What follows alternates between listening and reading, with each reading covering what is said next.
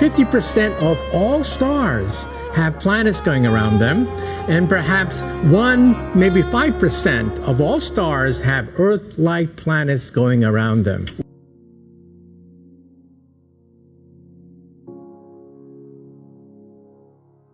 $1,030 are confirmed planets. Hundreds of individuals, many serving in our government, serving in our military, including with top security clearances, prepared to go before Congress and testify to the kinds of evidence you'll hear this week, which confirms what Edgar Mitchell said. We are not alone in the universe. We are being engaged now. The government, for national security reasons, withheld that from us during the Cold War, but the Cold War is over, and now it's time to move forward. NASA just announced the discovery of 500 new planets. They're all orbiting other stars, not our sun, but one of them shares some similarities with Earth. With the numerous discoveries made in the last couple of months, the possibility of life elsewhere in the cosmos is something being considered not only by space agencies around the world but by numerous governments as well. Not long ago, astronomers gathered in front of Congress, U.S. and discussed extraterrestrial life, citing the sheer size of the universe. Astronomers emphasized that there are trillions of stars out there in the cosmos, and it is very likely that 1 out of 5 stars harbors an Earth-like planet for life to exist as we know it. But that doesn't mean that life elsewhere needs the same conditions as life on Earth needs in order to survive. Maybe somewhere out there life needs magma and nitrogen to survive. Well, the holy grail of planetary science is to find an Earth-like twin in outer space. So when you look at the night sky, you will wonder, is anyone looking back at us? And this new planet, Kepler 438b, it's a game changer.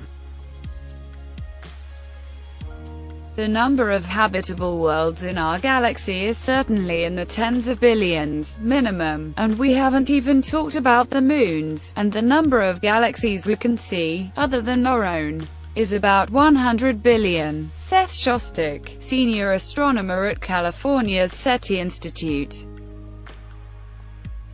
Our galaxy that you see every night has over 100 billion stars, and we think that about 1 billion of them have Earth-like planets going around them. So how did we find this? How in this plethora of stars in the solar system did we find that one that could be like Earth?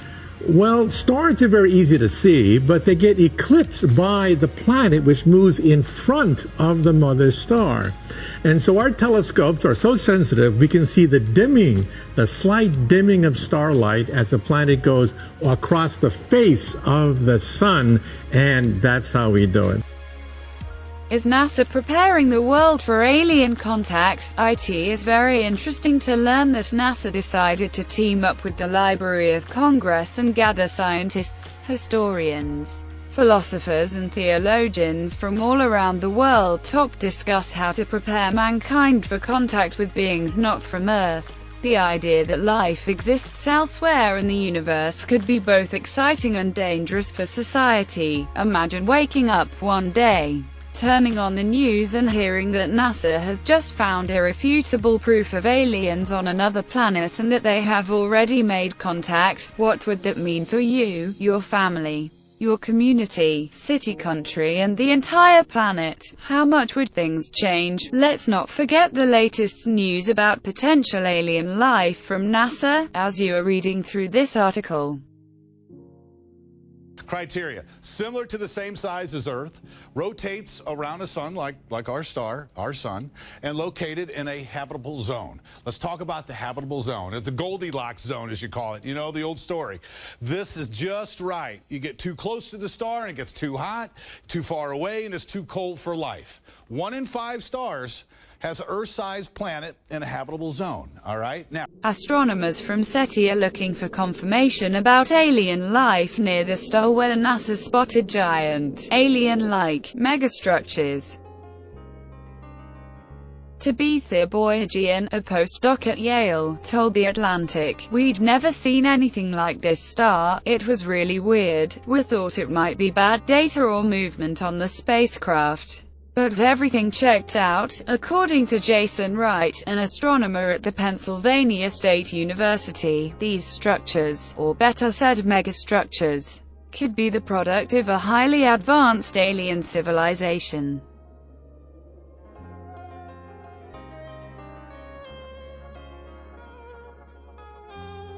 We're looking at all scenarios about finding life. If you find microbes, that's one thing. If you find intelligence, it's another. And if they communicate, it's something else. And depending on what they say, it's something else. The idea is not to wait until we make a discovery, but to try and prepare the public for what the implications might be when such a discovery is made. I think the reason that NASA is backing this is because of all the recent activity in the discovery of exoplanets and the advances in astrobiology in general. People just consider it much more likely now that we're going to find something, probably microbes first and maybe intelligence later.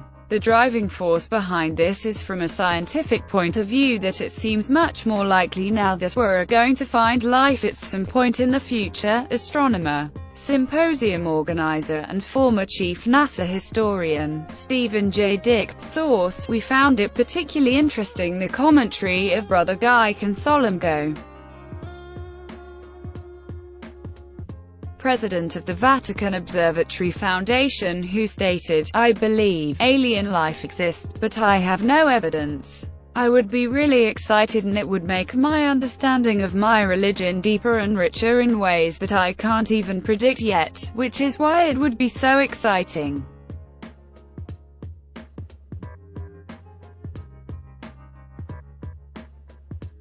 Finding life elsewhere in the cosmos isn't a question of possibility but rather a question of time, and Brother Guy Consolmagno shares this view as he urges the public not to be surprised when scientists confirm the existence of alien life elsewhere in the cosmos, as this is something that is going to happen inevitably. But is religion, faith and alien life something compatible? According to Brother Consolmagno, he wouldn't mind baptizing alien beings in the future. In the last couple of years the Vatican has changed their views about alien life drastically. Just imagine if someone would have said something like, aliens 100 years ago. Things have changed and religion has become much more flexible. We know that the universe is huge. Earth isn't at its center and our planet isn't flat. The next big discovery, alien life.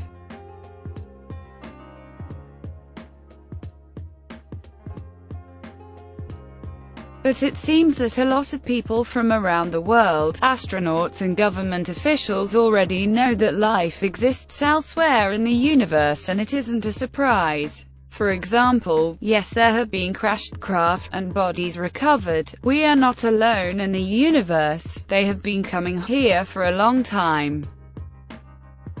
Source: Apollo 14 astronaut, Air Force captain, and founder of the Institute of Noetic Sciences, Dr. Edgar Mitchell. Dr. Edgar Mitchell isn't the only one to talk about alien life, as there are a lot of other people who share Mitchell's point of view.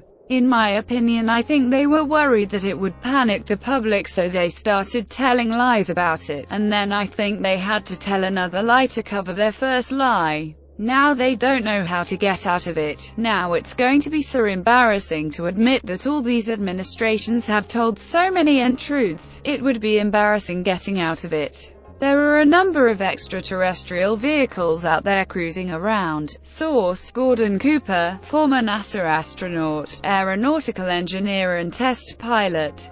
Cooper and Mitchell aren't the only NASA astronauts to talk about extraterrestrial life, as Dr. Brian O'Leary also opened up about alien life in the universe, stating the following: "There is abundant evidence that we're being contacted, that civilizations have been visiting us for a very long time, that their appearance is bizarre from any type of traditional materialistic Western point of view, that these visitors use the technologies of consciousness, they use toroids, they use co-rotating magnetic disks for their propulsion systems. That seems to be a common denominator of the UFO phenomenon." Dr. Brian O'Leary, former NASA astronaut and Princeton physics professor. Source: "And as I've said before, that governmental officials have talked about alien life to the public." Paul Hellyer, former Canadian defense minister, had a lot to say about ET decades ago.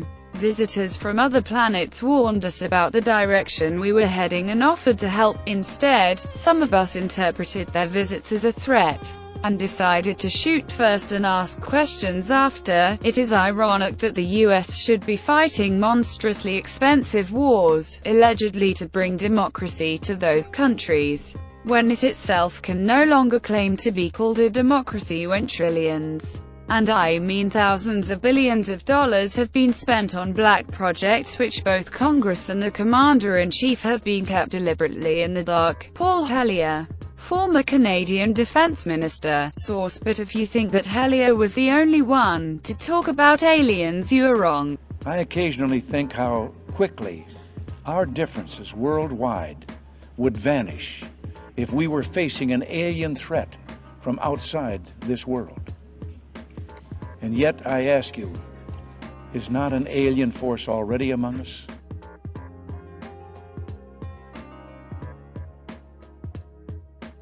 Roscoe Helenkoeta, the former head of the Central Intelligence Agency, said the following: "Behind the scenes, high-ranking Air Force officers are soberly concerned about UFOs, but through official secrecy and ridicule, many citizens are led to believe the unknown flying objects are nonsense." Former head of CIA, Roscoe Helenkoeta, 1960.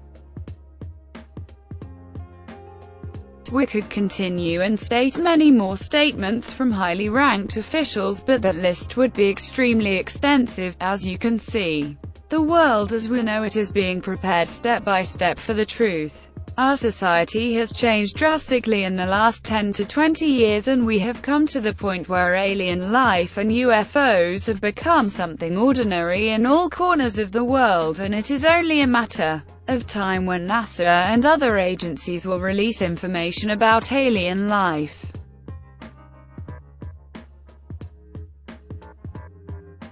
If UFOs and extraterrestrials do not exist, why is there so much interest from the FBI, CIA and other agencies in the subject?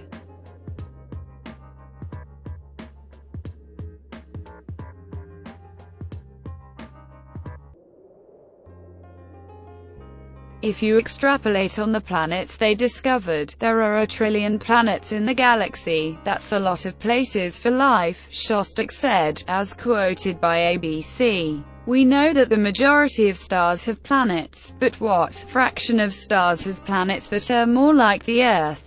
It might be 1 in 5. The chances of finding it, I think, are good, and if that happens, it will happen in the next 20 years, depending on the financing," he added in written testimony. According to BuzzFeed, source: "Let's say that UFOs and aliens are just a modern-day forgery, and that the hundreds of thousands of images around the world are nothing more than elaborated hoaxes.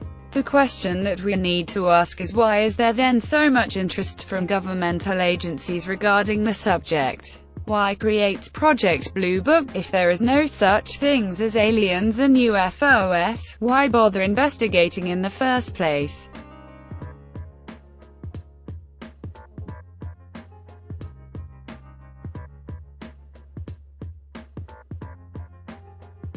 The project began in 1947 after a series of UFO sightings that shocked media and people across America. One of those cases that caught the attention of the government was when pilot Kenneth Arnold observed 9 unidentified flying objects moving at high speeds through the skies over Washington's Mount Rainier.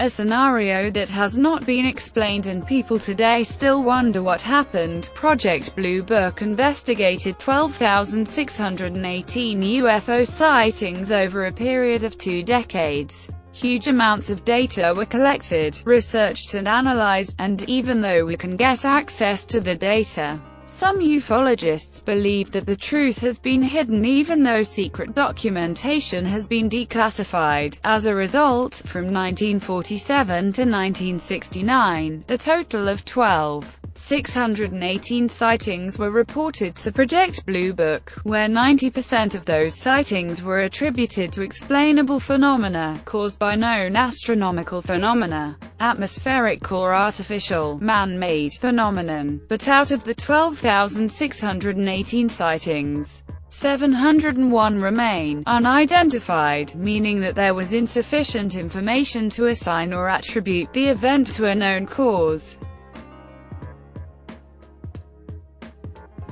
In 2011, after some documents were declassified, a report written by a special agent of the FBI in 1947 reached the public. The special agent of the FBI, a lieutenant colonel whose identity remained anonymous because of national security, gathered numerous data on the UFO phenomena after interviewing and studying the phenomena for years. Again, if there are no such things as aliens and the flying saucers millions of people have seen around the world are nothing more but elaborate hoaxes, why bother investigating? Spending money on a subject that is proven to be a hoax? Surely there has to be something more to it.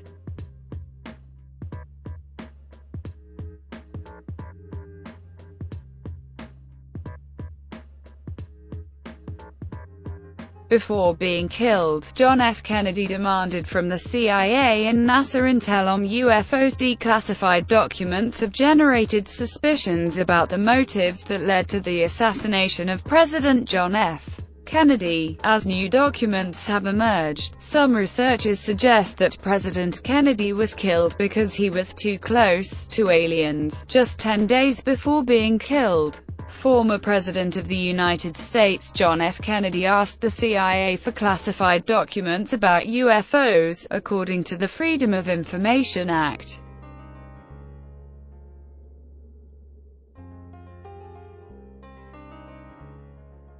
We are talking about 2 letters written by the former President of the United States. One of the letters was sent to the director of the CIA while the other one was sent to NASA. In the letters, former President John F. Kennedy asked for the establishment of a space cooperation with the Soviet Union. These letters surfaced thanks to the work of writer William Lester, as he was gathering information for a book about the life of John F. Kennedy. One of his concerns was that a lot of these UFOs were being seen over the Soviet Union, and he was very concerned that the Soviets might misinterpret these UFOs as U.S. aggression, believing that it was some of our technology. Mr. Lester told AL News, "I think this is one of the reasons why he wanted to get his hands on this information and get it away from the jurisdiction of NASA so he could say to the Soviets, look, that's not us.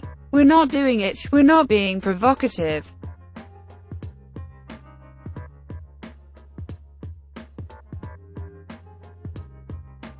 If governments were so sure that alien beings and the UFO phenomenon are nothing more but elaborated hoaxes, why spend so much money and effort to investigate the two?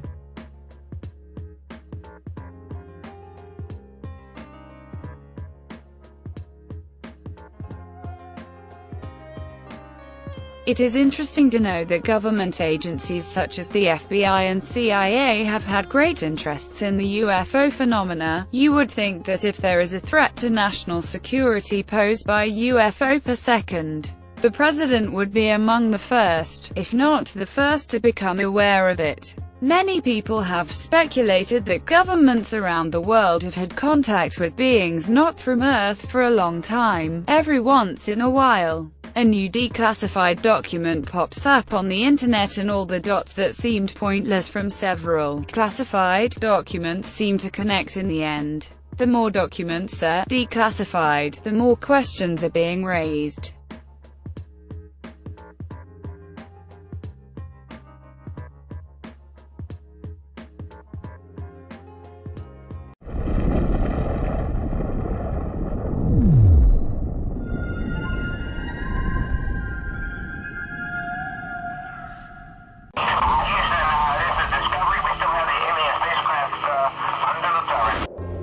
50% of all stars have planets going around them, and perhaps 1, maybe 5% of all stars have Earth-like planets going around them.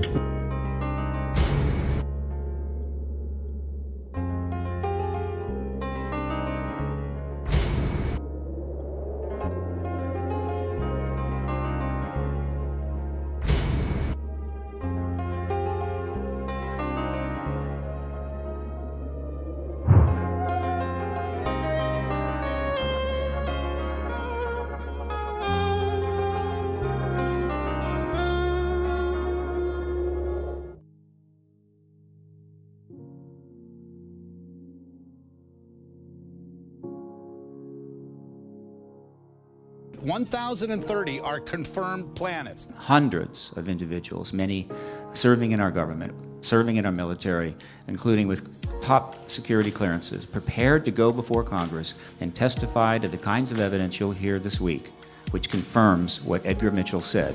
We are not alone in the universe. We are being engaged now. The government, for national security reasons, withheld that from us during the Cold War, but the Cold War is over, and now it's time to move forward. NASA just